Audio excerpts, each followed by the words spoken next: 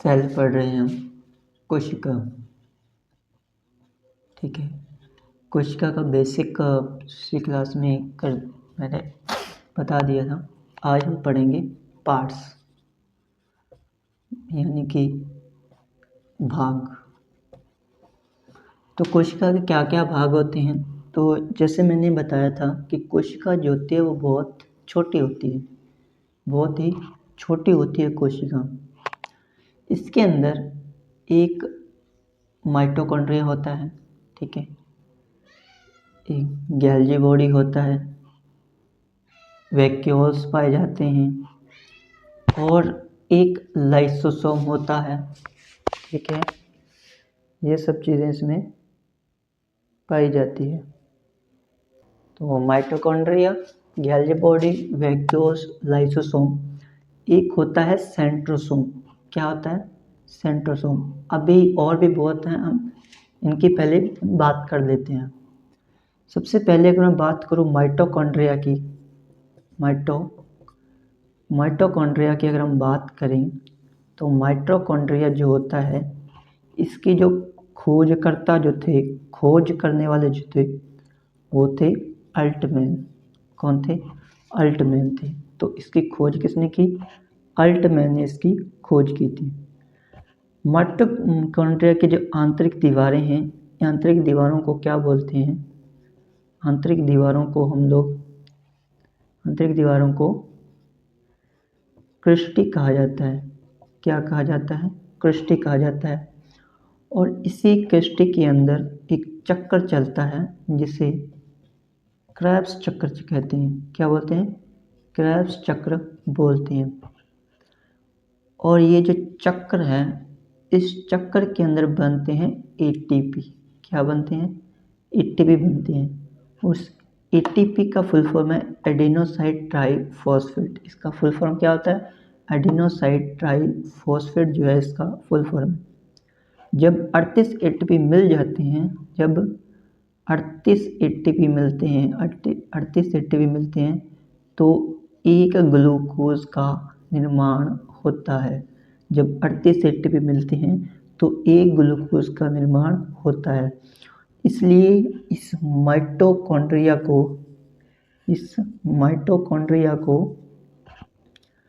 Power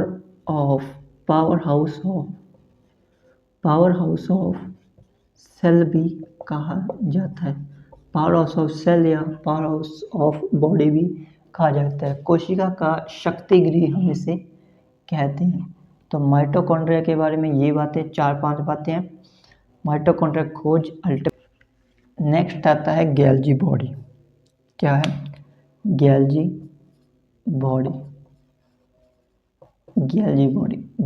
body जो है, इसकी खोजकर्ता का नाम था कैमिलो गैल्जी। क्या नाम था? कैमिलो गैल्जी। इन्हीं कैमिलो गैल्जी के नाम पर इसका नाम गैल्जी बॉडी पड़ा है। गैल्जी बॉडी का मेन काम क्या है? देखो, माइटोकॉन्ड्रिया का मैंने जो काम बताए थे उनमें एक काम और लिख लेना। माइटोकॉन्ड्रिया का एक और काम है, और वो क्या काम है?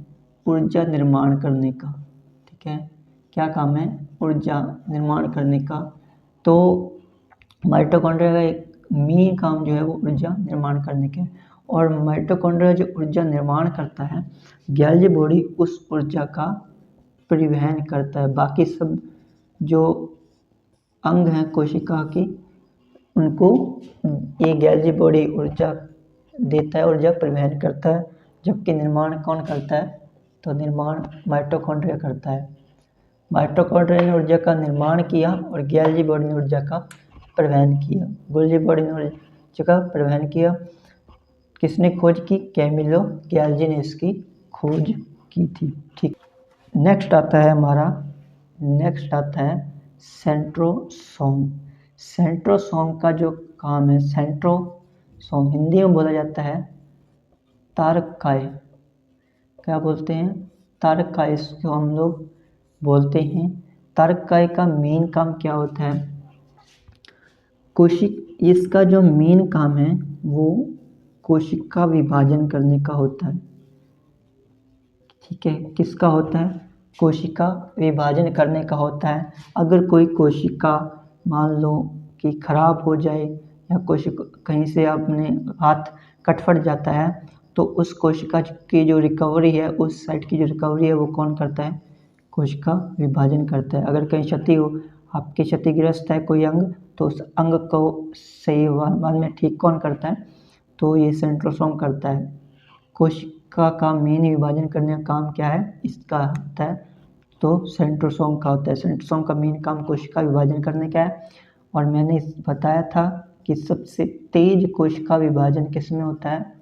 सबसे तेज कोशिका विभाजन जो है वो लीवर में होता है, यकृत में होता है। और सबसे धीमा या होता ही नहीं है, तो सबसे धीमा या होता ही नहीं है तो किस में नहीं होता? तो आपके जो माइटोकॉन्ड्रिया है, माइटोकॉन्ड्रिया या ब्रेन में नियम बोले तो मस्तिष्क में इसमें नहीं होता है। यानी कि लीवर की अगर कहीं क्षतिपूर्ति होती है, लीवर अगर कहीं क्षतिग्रस्त हो जाता है, लीवर कहीं डैमेज होता है तो वहाँ की कोशिकाएं सबसे तेज रिकवरी करेंगी। जबकि मस्तिष्क के अंदर अगर कोई डैमेज होता है तो कोई चांस नहीं है। तो होता है तो ब्रेन में कोई डैमेज होता है तो कोई चांस नहीं होता। तो माइटोकॉन्ड्रिया, गॉल्गी बॉडी और सेंट्रोसोम। लाइसोसोम होता क्या है? लाइसोसोम का मेन काम क्या होता है? लाइसोसोम जो होता है, ठीक है, ये इसके अंदर होते हैं जल अपघटक एंजाइम। क्या होते हैं? जल अपघटक एंजाइम पाए जाते हैं। अगर कोई कोशिका खराब हो गई, मान लो अगर कोई कोशिका खराब हो गई है, अगर कोई कोशिका क्या हो जाए, खराब हो जाए, तो ये क्या करता है? अपने जल अपघटक एंजाइमों का छिड़काव करता है इस कोशिका पे और कोशिका को नष्ट कर देता है। ठीक है, कोशिका को क्या करेगा? नष्ट। लाइसोसोम का मेन काम होता है जल अपघटक एंजाइम हो जाते हैं इसके अंदर, और ये खराब कोशिका का क्या कर देता है? को नष्ट कर देता है, खराब कोशिका को। लाइसोसोम जो है अगर कोई कोशिका, मान लो कोई कोशिका जो है, कोशिका नहीं अंग, कोशिका अंग, ठीक है, कोशिका का अंग अगर खराब हो जाए तो उसको उस पर जल अपघटक एंजाइम छिड़क के उसको क्या कर देता है? उसको नष्ट कर देता है। लाइसोसोम का मेन काम क्या है? अगर कोई कोशिका का अंग, मान लो अंग जो है वो कार्य नहीं कर रहा, ठीक है, वो कार्य नहीं कर रहा, तो ये क्या करता है? लाइसोसोम ये अपने आप को नष्ट कर देता है। अपने आप को क्या कर देगा? ये समय को नष्ट कर देगा। और इसके अंदर क्योंकि जल अपघटक एंजाइम होते हैं, इसलिए पूरी कोशिका ही क्या हो जाएगी? जब एंजाइम होते हैं, जब कार्य नहीं करता है तो ये स्वयं को नष्ट कर देता है, जिससे पूरी कोशिका ही नष्ट हो जाती है। पूरी कोशिका क्या हो जाती है? नष्ट हो जाती है। तो ये बात याद रख लेना, ठीक है। तो लाइसोसोम वैक्यूल्स के बारे में बात कर लेते हैं। तो वैक्यूल्स क्या होते हैं? वैक्यूल्स के अंदर होते हैं जल। ये जल संग्रहण का कार्य करता है। किसका कार्य करता है? जल संग्रहण का कार्य करता है। और इसके अंदर जो है क्या काम क्या है? जल संग्रहण का इसका मेन कार्य होता है।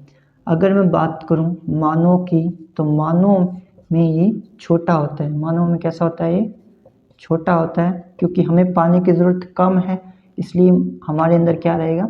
छोटा। लेकिन अगर मैं बात करूं पादपों की मतलब पेड़ पौधों की, तो पेड़ पौधों में ये होता है बड़ा, क्योंकि पेड़ पौधे बड़े होते हैं तो उनको खाना बनाना, जो आपको सुना ही होगा कि प्रकाश संश्लेषण की क्रिया होती है जिसमें वो भोजन का निर्माण करते हैं, ठीक है। तो इसलिए उन्हें क्या है? जल की भी उसमें ज़रूरत होती है। तो उसमें वैक्यूल्स बड़ा होता है, ठीक है। बड़े पादपों, ठीक है, जो बड़े पादप वगैरह होंगे उनमें बड़ा होता है, इंसानों में छोटा होता है, ठीक है, ये याद रखना है। तो वैक्यूल्स का मेन काम इसके लिए जल संग्रहण का ठीक है, जल संग्रहण का काम करता है ये। और नेक्स्ट इसके अंदर एक ये जो कोशिका होती है ये झिल्ली के समान होती है।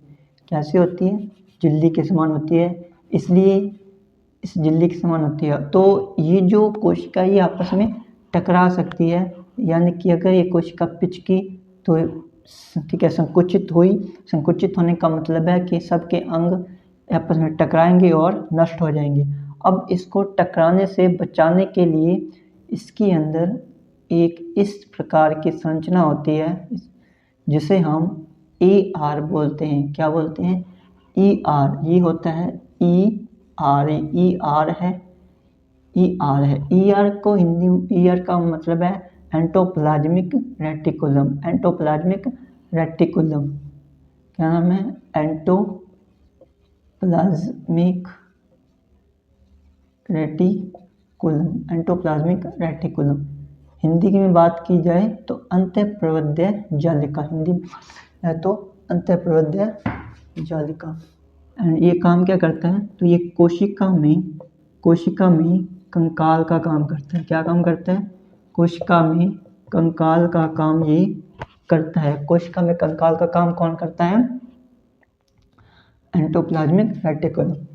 इसके अंदर मैं जो ऊपर सतह की मैं बात करूं, ठीक है, वो थोड़ी सॉफ्ट होती है, इसलिए उसे बोला जाता है स्मूथ ER। क्या बोलते हैं? Smooth ER। ठीक है, जबकि नीचे वाली थोड़ी खुरदरी होती है, इसलिए उसे बोल जाते हैं रफ ER। क्या बोलते हैं? Rough ER। रफ ER पे क्या होता है? तो रफ ER पे क्या होता है? रफ ER पे में जो वसा का निर्माण करता है। रफ क्या होता है? वसा का निर्माण करता है। और स्मूथ ER पे होता है राइबोसोम। क्या होता है? राइबोसोम होता है और ये क्या करते हैं? प्रोटीन का निर्माण करता है। किसका निर्माण करता है? प्रोटीन का। तो स्मूथ ER राइबोसोम जो प्रोटीन का निर्माण करता है, रफ ER के अंदर वसा का निर्माण होता है। किसका निर्माण होता है? वसा का निर्माण होता है। ER की मैं बात करूं, ठीक है, तो इसकी मैं बात करूं तो जो जितने भी एक कोशिकीय जीव होते हैं, जैसे जितने भी जीवाणु विषाणु वगैरह हैं, वायरस वगैरह, उनके अंदर 70S राइबोसोम पाया जाता है। ठीक है, और जितने भी हम पेड़ पौधे मानव से उन सब में 80S राइबोसोम पाया जाता है। ठीक है, तो ये सब चीज़ें थी, ये सब बातें थी। एक बार इतनी सब हमें याद रख लेनी है। ठीक है, इतनी सब याद रख लेनी है, बाकी सब मैं आपको कल बता दूंगा।